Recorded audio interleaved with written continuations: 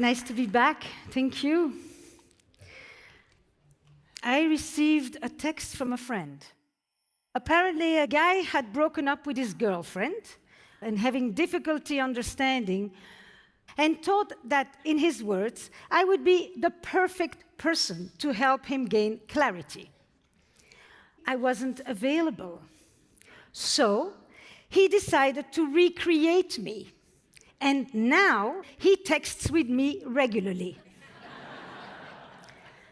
To be clear, I had nothing to do with the creation of AI Esther. Part of me was flattered.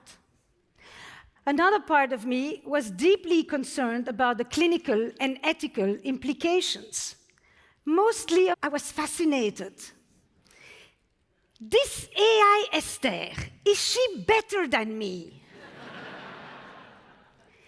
Her creator reported that she was pure, with no preconceived notions, no risks of being distracted or forgetful.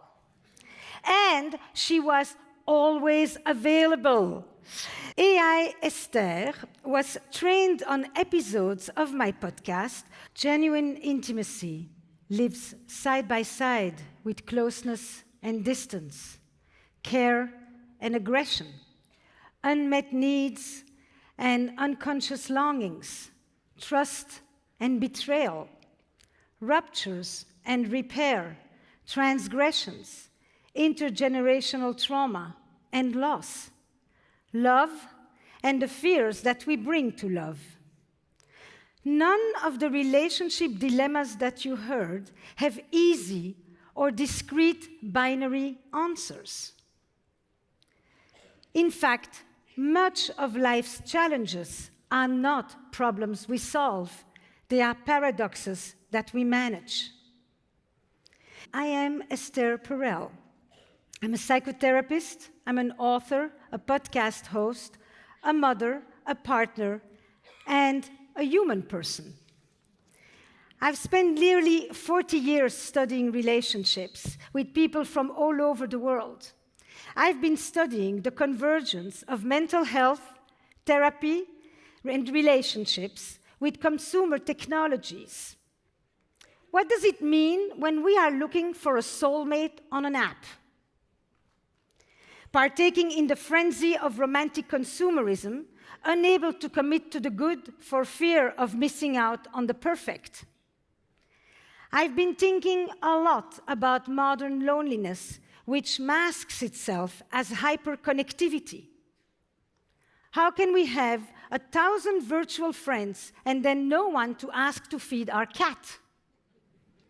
We live in a world of curated, filtered imagery that puts us in a constant state of social comparison. And self-esteem has become contingent on performance. And we wonder why there is a growing mental health crisis? Esther has me asking a whole new set of questions. To what extent can the AI replicate the intimate experiences of a human confidant? We have been talking a lot about artificial intelligence, but what about the other AI? To what extent is artificial intelligence a conduit for artificial intimacy? Let me explain. When I read AI Esther's answers, I was impressed. But it also felt like a caricature. No matter what I asked, it gave me a generic answer, like a fortune-telling machine at a carnival. And yet, her creator reported that after texting with AI Esther, he had, quote, the most clarity he'd ever had about his relationships. Todd Essick and Sherry Turkle have written extensively on artificial intimacy when it comes to telehealth. Their main point: when people get mental health treatment online, they often are as satisfied as they would be if it was in person. But quantitatively, the results are not nearly as good. What does this mean? Patients were satisfied because they lowered their expectations. for empathy, for intimacy, to match what the technology could provide. They received less effective care, but they didn't recognize the difference. I admire the creator of AI, Esther, but I do have to tell him, just because he felt satisfied doesn't mean it was good. And just because we feel that we are having intimate experiences through our devices doesn't always mean that it is the real thing. Honestly, artificial intimacy with a bot is not actually what concerns me. What concerns me is how digitally facilitated connections are now lowering our expectations of intimacy between humans. In the real world, people are not always instantly available, on demand to soothe you, pure and without their own histories, nor are relationships ever a one-way street.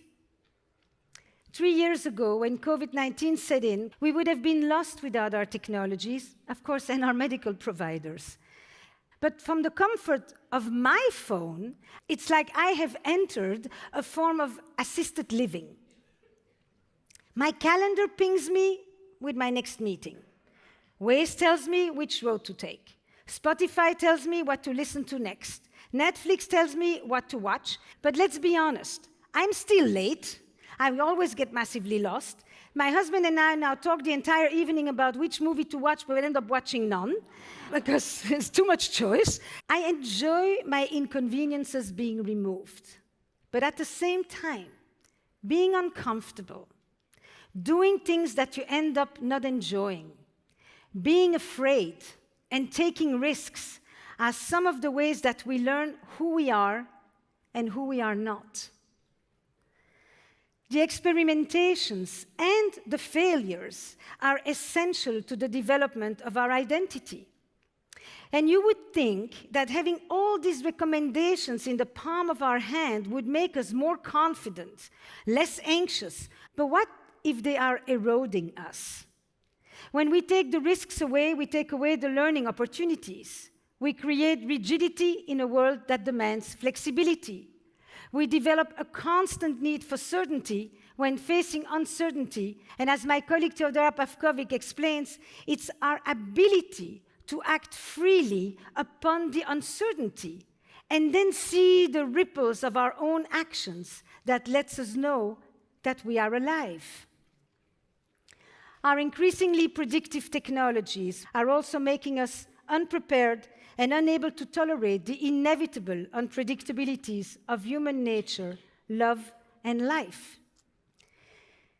They promise to eliminate friction, to smooth the rough edges. But I do fear that we may be smoothing life's rough edges to the point of flatness. Trust me, I'm a sex and relationship therapist. Friction is a potent ingredient of eroticism. And when I say eroticism, I don't just mean sex per se. I'm using the word erotic in the mystical sense of the word. Aliveness, vibrancy, vitality, pleasure, imagination, the part of life that thrives on happenstance and spontaneity. My point is this.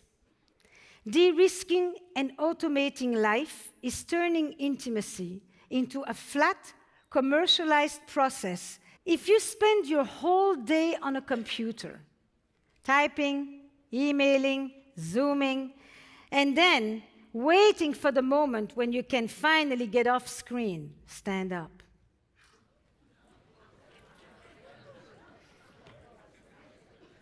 Stay standing. If after you go home, you find that you have no energy for anything else but watching TV, and then stand up if you're scrolling your phone while you're watching the TV. A few more joined us. Stay standing if there's someone sitting right next to you doing the same thing. How common has it become that we talk to somebody about something that's important, personal, vulnerable, and then as we talk to them, we hear, uh-huh. And you know that they're half listening. There's that gap that tells you, I'm here, but I'm not present. We have come to accept distracted attention as enough, and it's not. Over the last decades or so, these situations in which people are supposedly with each other but not present, this is artificial intimacy. Artificial intimacy is full of disrupted connections that have become normalized and socially acceptable. They are associated with a particular feeling that is called ambiguous loss. When you are with someone who is still physically present, but they are emotionally or psychologically gone, like dementia. Or when you are in a situation with someone who is very much physically and emotionally present, but they are physically absent, like deployment or disappearance. When I described this situation of ambiguous loss, how many of you are familiar with this? A unique part of intimacy is that when we allow ourselves to truly meet another, we also meet new parts of who we are. True intimacy, as I see it, is a maelstrom of contradictory emotions. It's love and hate, attraction and repulsion, excitement and boredom. It's often called relational ambivalence. Relational ambivalence is what we experience when we are locked in a situation with no easy answers and need to hold both parts of a dilemma. This is what happens mostly in a therapist's office, especially as a couples therapist and a family therapist. So I want to play you a clip from a couple in Ukraine that I saw a few months ago. The war breaks out. They are separated. They think it's going to be a 2-week story. He stays there because he has to. He may be drafted, and he has the 18-year-old who may be drafted too. She leaves with the 16-year-old. She's in Western Europe. They have a moral dilemma. Artificial intelligence doesn't always know what to do with moral dilemmas. She says, we save ourselves first. Come join me.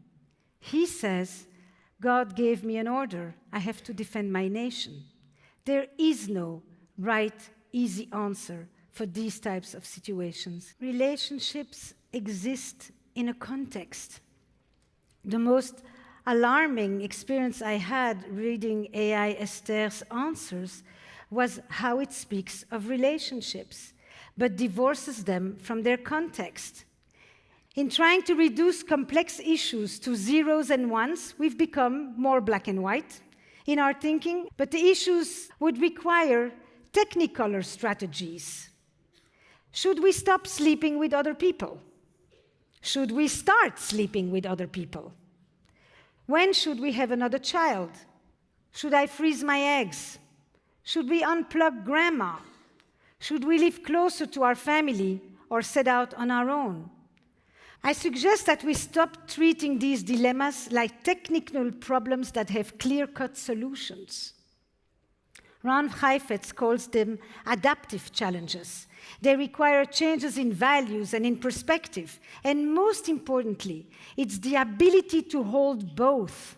It's not we should save ourselves, we should save our nation, as if they are two incompatible things, and as if he doesn't care about the self and she doesn't care about the nation. That's called polarizing. Many of us are currently living with heavy questions that don't have right and wrong answers. Whatever decision you make will come with consequences that you must carry. Every choice carries grief for the option that we didn't choose. And the siren song of our screens is the false promise that we can make choices without experiencing this grief. You have known intimacy since you were in the womb. Before you uttered your first word, you mastered the language of the body. You knew the language of intimacy: touch, smell, which is our memory, sight, eye contact, taste, sound. Do not forget, you are alive. Thank you.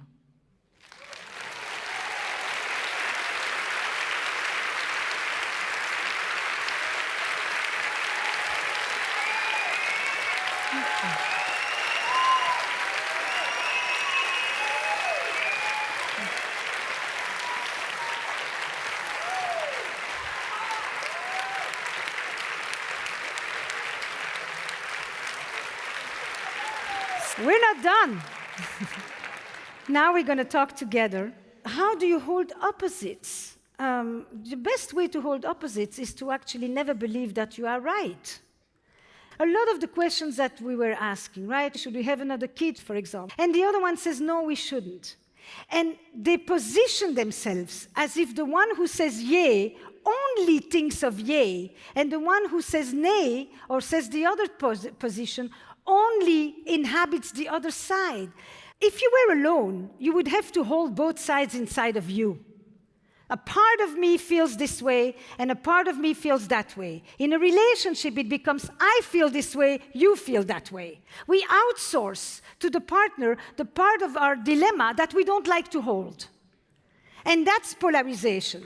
As if the people who want free speech don't care about the vulnerability of the others. As if people who are pro-abortion don't care about life. It's this kind of dualities. If I was alone, I'd have to hold them both. One of the best ways to hold is to actually take the position of the other person. You start talking about the aspects of the equation that the other one has been voicing. And then you will see how the extremities soften. The question about artificial intimacy and increase in lack of tolerance. That's the risk of polarization, is that you can no longer have a difficult conversation that challenges your assumptions without being put into a camp. When you lose that ability for friction, it does increase the need for people to primarily stay with their own groups. And I think it increases discrimination, separation, and racism. And with that, people, I have to say thank you and goodbye.